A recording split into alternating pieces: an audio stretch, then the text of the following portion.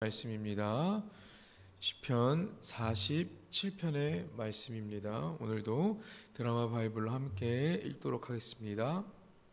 제47편 고라 자손의 시 인도자를 따라 부르는 노래.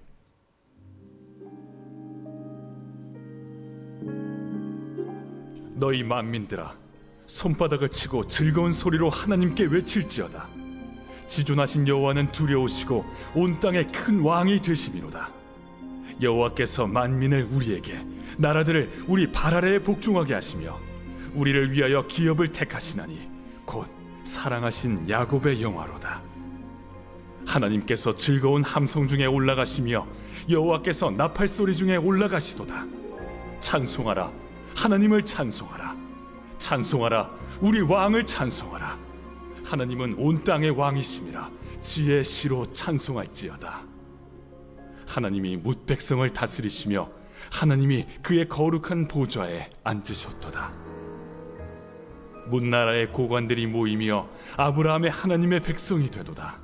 세상의 모든 방패는 하나님의 것이며 그는 높임을 받으시리로다.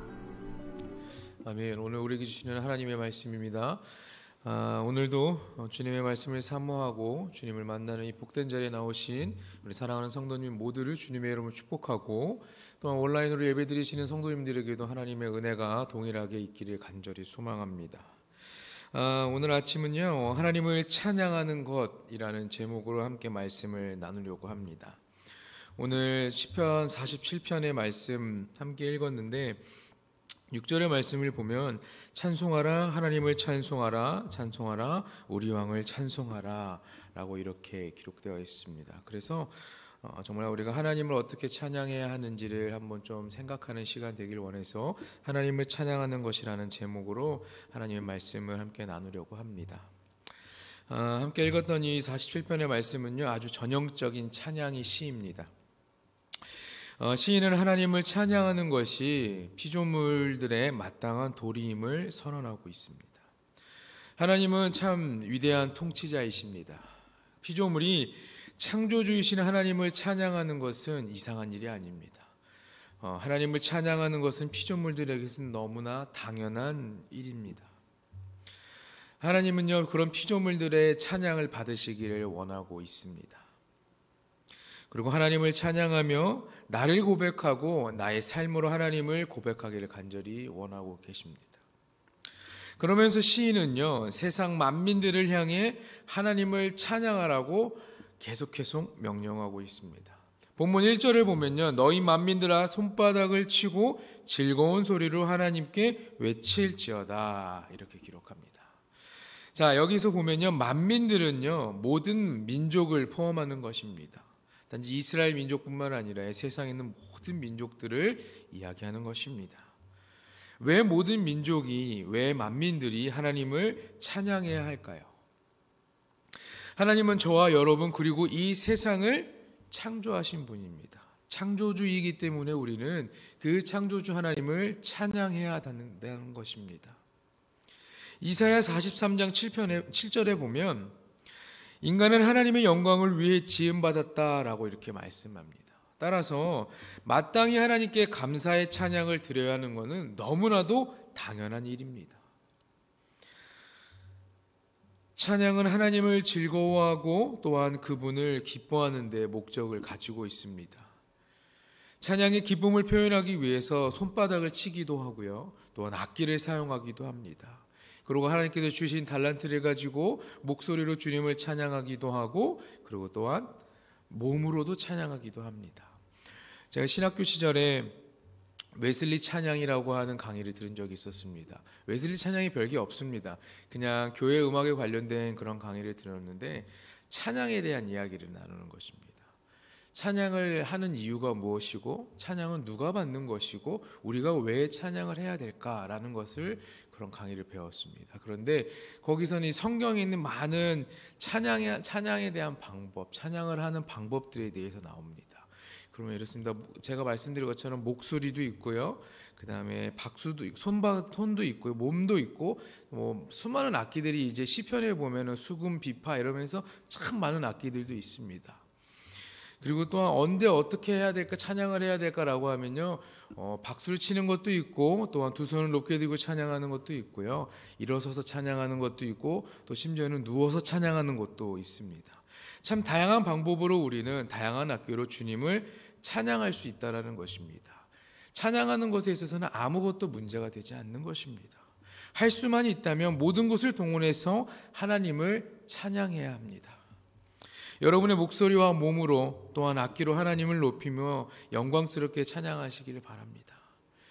여러분들 중에서도 찬양대로 헌신하고 계시는 분들이 계시죠. 그리고 또한 찬양단으로 섬기시는 분들도 계시고, 물론 이렇게 찬양대와 찬양단에 소속되어 있지는 않지만 그래도 하나님 앞에 뜨겁게 여러분의 마음을 다해 예배하시고 찬양하시는 분들이 우리 불꽃교회엔 가득하리라 생각이 듭니다. 그것처럼 이 중요한 것은요, 우리가 그냥 단순히 찬양을 부르는 것이 아니라 그 찬양을 부를 때 우리의 마음을 또한 하나님 앞에 고백하고 표현하는 것이 중요한 것입니다. 우리는 하나님의 법궤 앞에서 춤을 추고 찬양했던 다윗을 알고 있습니다. 우리는 그 다윗을 본받아 하나님의 위대하심과 영광스러움, 그리고 또한 전능하심을 온 땅에 선포하며 노래할 수 있어야 합니다. 다윗은 왕이었죠. 왕이었는데 그 법궤 앞에서 어떻습니까? 기뻐 춤을 추지 않았습니까? 찬양에도 다윗처럼 춤을 추면서라는 그런 복음성가가 있죠. 근데 보면 왕인데 채통을 지키지 못하고 춤을 추면서, 아니면 좀 허리띠를 좀 잘 졸라매고 춤을 좋은데 그것도 아니고 막 바지가 내려갈 정도로 그렇게 춤을 추지 않았습니까? 근데 그것은 무엇입니까? 다른 사람들의 시선이 중요치 않은 것입니다. 제가 불꽃교회에서 찬양 인도를 한 지 어느덧 3년이 되었습니다. 시간이 빠릅니다. 근데 제가 찬양을 하면서 하고 싶은데 하지 않은 것이 하나 있습니다. 그것이 바로 찬양하면서 여러분 하나님께 감동이 되시면 그냥 일어나서 또한 박수를 치면서 손을 들고 자연스럽게 자유롭게 찬양하시는 걸 참 많이 권하는데, 아직까지는 제가 좀 쑥스럽고 어색해서 그런지 권하지 못하고 있는데, 올해는 끝이 났고 내년에는 한번 좀 도전을 해보려고 합니다. 사실 다른 곳에서 찬양 인도를 많이 할 때는 다 일어나서 찬양하자, 그리고 또한 박수 치면서 두 손을 들고 이걸 너무나 많이 쉽게 했는데, 제가 이상하게 요즘은 조금 위축되어 있는 것 같습니다. 제가 이렇게 말씀을 준비하면서도 그래, 다시 한번 생각하면서 내년에는 한번 우리 성도님들과 함께 더 뜨겁게 찬양을 예배를 드리면 좋겠다라는 그 마음이 들었습니다. 물론 이 다윗처럼 정말 다른 사람이 시선에 신경 쓰지 않고 우리가 찬양하는 것이 정말 중요한 것 같습니다. 물론 찬양단 또한 찬양대분들이 찬양을 하면 굉장히 시선이 집중이 됩니다. 그러다 보면 하나님께 올려드리는 찬양이 하나님께 가는 것이 아니라 내 스스로 그것을 빼앗고 취하려기도 하기 때문에 조심은 해야겠지만, 그래도 우리의 마음을 다해 고백하며 하나님께 찬양하는 그런 시간이 되면 좋겠다라는 생각을 하게 됩니다. 시편 66편에 보면요, 온 땅이 하나님께 즐겁게 소리내고 그의 이름의 영광을 찬양하고 영화롭게 찬양하고, 또한 만민들아 우리 하나님을 송축하며 그의 찬양 소리를 들리게 하라, 이렇게 기록하고 있습니다.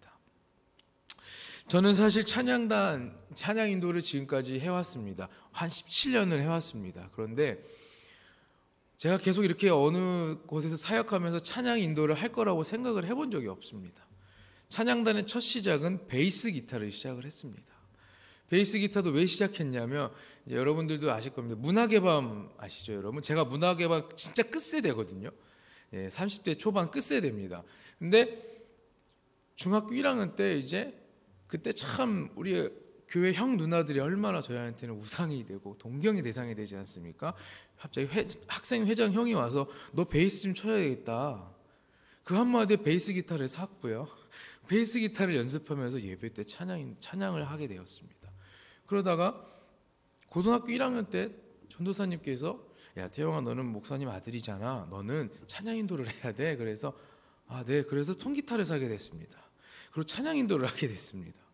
아무 생각하지 않고 그냥 해야 된다는 생각에 하게 됐는데, 그래 뭐 언제까지 하겠어 라는 생각과, 그리고 뭐 그렇게 기타를 들고 계속해서 찬양인도 사람들 성도님들 앞에서 찬양을 할 거라고 단 한 번도 생각을 해본 적이 없었고, 이렇게 계속 할 거라고 생각하지도 않았습니다. 물론 사역을 하다 보면 뭐 이 사역 저런 사역 이게 가리지 않고 하겠지만 제가 계속 이렇게 찬양을 꾸준히 할 거라고 생각은 한 적이 없었습니다. 그러나 이 찬양이라는 게 제 목회에 제 삶에 깊숙이 들어와 버렸고 그것을 이제는 뗄 수가 없더라고요. 물론 저희가 교회 안에서 이 교회 음악이라는 것은 뗄 수 없겠지만 저한테 찬양은 더욱더 특별한 것 같습니다. 그리고 제가 찬양단을 외부에서 여러 곳을 섬기면서 함께 마음 맞는 우리 전도사님들, 우리 신학생들 그리고 청년들과 함께 팀을 만들어서 찬양단 사역을 한 적이 있는데 그 찬양단 이름이 울림 워십이었습니다. 우리가 함께 찬양하는 이 소리가 온 세상 가운데 울려 퍼지길 원한다라고 하면서 그 팀을 정하게 됐고 그 이름을 정하게 된 것입니다. 그때도 사실 그걸 생각하지 않았습니다. 그러나 하나님께서 그렇게 이끌어 가시는 걸 보면서 하나님을 찬양하는 것은 그냥 나의 삶뿐만 아니라 우리 기독교인들에게, 하나님을 믿는 백성들에게는 너무나 당연한 것이구나. 우리가 기도하는 것도 중요하고요, 말씀 듣는 것도 중요하고, 또한 우리가 하나님 앞에 예배하는 것도 중요하지만 찬양하는 것도 엄청난 힘이 있고 능력이 있다라는 것입니다. 그래서 우리는 계속해서 하나님을 온 땅에 찬양해야 되고 그 영화로움을 다시 한번 찬양할 수 있어야 한다는 것입니다. 우리를 구속하신 그 큰 사랑과 은혜를 찬양해야 될 줄 믿습니다. 세상의 노래들처럼 우리가 단순히 그냥 흥얼거리는 것이 아니라 참된 주인이시고 또한 통치자이신 하나님께 우리가 합당한 경의를 표현하는, 그렇게 하나님을 찬양하고 높여드리는 여러분 모두가 되기를 주님의 이름으로 간절히 축원합니다. 여러분 3절을 보면 하나님이 만민을 자신들의 발 아래 복종하게 하셨다 이렇게 노래하고 있습니다. 여기서 언급된 만민은요, 가나안 정복 시대의 여호수아에 의해서 정복된 민족들을 뜻합니다. 1절에 만민들아라고 이렇게 얘기를 제가 아까 그 만민들은요 어떻습니까? 이스라엘 민족뿐만 아니라 모든 민족을 포함하고 있다라고 이야기했죠. 자, 이 3절에서 만민들도 어떻습니까? 가나안 정복 시대에 여호수아에 의해서 정복된 그런 민족들입니다. 그럼 또 어떻습니까? 이스라엘 민족은 아니라는 것이죠. 1절과 같이 모든 민족을 포함하는 말입니다. 하나님이 이 가나안 민족들을 이스라엘 앞에서 굴복시키셨죠. 그렇기 때문에 이스라엘은요 하나님을 찬양해야 합니다. 그들의 공로나 노력으로 이긴 것이 아니라 하나님의 능력으로 하나님이 이기게 하신 것이기 때문에 그들은 하나님을 찬양할 수밖에 없는 것입니다. 물론 그 시대에 이스라엘 백성뿐만 아니라 지금을 살아가는 우리들에게도 하나님은 늘 함께 하시고 하나님께서는 우리에게 많은 것을 공급하고 베푸시고 계시기 때문에 우리는 당연히 하나님을 찬양하는 것은 멈출 수 없다라는 것이죠. 따라서 스스로 자랑할 것이 하나도 없던 것입니다. 오직 하나님의 은혜를 자랑해야 하는 것이죠. 하나님은 이스라엘을 위해서 오래전부터 그 기업을 준비해 놓으셨다고 창세기 15장에 기록합니다. 하나님이 택하신 민족을 위해 땅을 마련해 주신 것입니다. 하나님이 이스라엘에게 이렇게 하시는 이유가 무엇일까요? 그 이유는요, 다른 것 아닙니다. 하나님께서 그들을 사랑하시기 때문입니다. 이스라엘이 하나님의 사랑을 받을 만한 자격이 있을까요, 여러분? 하나님께서 택하시고 하나님께서 그 기업을 미리 만들어 놓고 준비해 놓으셨는데 과연 이 이스라엘 백성들이 정말 하나님 앞에 사랑받을 자격이 있었을까요? 물론 하나님의 시선과 하나님의 계획으로 보기에는 그럴 수도 있습니다. 그러나 인간의 적인 기준과 생각으로 봤을 때는 그렇지 않죠. 불평불만의 아이콘이지 않습니까? 뭐만 하면 어떤 상황만 되면 계속 모세에게 불평하고 불만하고 하나님을 원망하기까지 하지 않습니까? 그렇기 때문에 그들은요 사랑받을 자격이 없었는데 하나님께 사랑받았기 때문에 더욱더 감사할 줄 알고 감격스러웠던 것입니다. 그럼 우리는 어떻습니까? 우리는 과연 구원받을 만한 자격이 있다고 생각하십니까? 우리는 자격도 없고요, 공로도 없습니다. 그런데 하나님께서는 이스라엘 백성을 사랑하신 것처럼 우리도 사랑하십니다. 그렇기 때문에 우리도 그 은혜를 허락받았기에 하나님께 소리 높여 찬양하며 영광 돌릴 수 있어야 한다는 말입니다. 여러분, 하나님은요 찬양 가운데 거하십니다.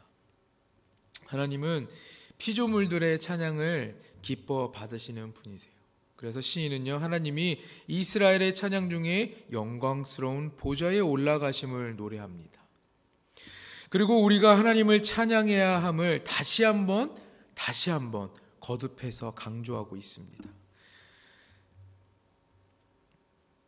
피조물이 하나님께 드릴 것은요, 여러분, 기도도 있고요, 예배도 있고요, 많은 것이 있지만 찬양이 있다라는 것을 꼭 기억하셔야 됩니다. 그러므로 그 은혜를 우리는 노래할 수 있어야 되고, 그 영광을 하나님께서 선포하실 때 우리는 그것에 대한 감사를 그냥 받는 것이 아니라 그 감사를 다시 한번 고백을 하는 그런 피조물의 사명을 가지고 있다라는 것이에요. 그런데 사람들은 어떻습니까? 세상의 수많은 사람들, 세상 사람들뿐만 아닙니다. 하나님을 믿는 우리 그리스도인들에게도 그렇습니다. 창조주를 기억하지 않고 도리어 그의 말을 거역하거나 또한 영광을 돌리기를 거부하는 자들도 너무나 많이 있습니다.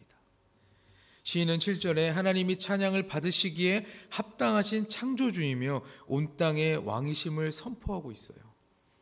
사람들이 인정하든지 인정하지 않든지 하나님이 창조주이라는 사실은요, 변함없는 것입니다. 변함없는 진리예요. 우리는 지혜의 시로 하나님을 노래할 수 있어야 합니다. 하나님은 어떤 분인지, 어떤 일로 행하셨는지, 또한 얼마나 위대한 분인지 지혜의 말로 고백하며 노래해야 합니다.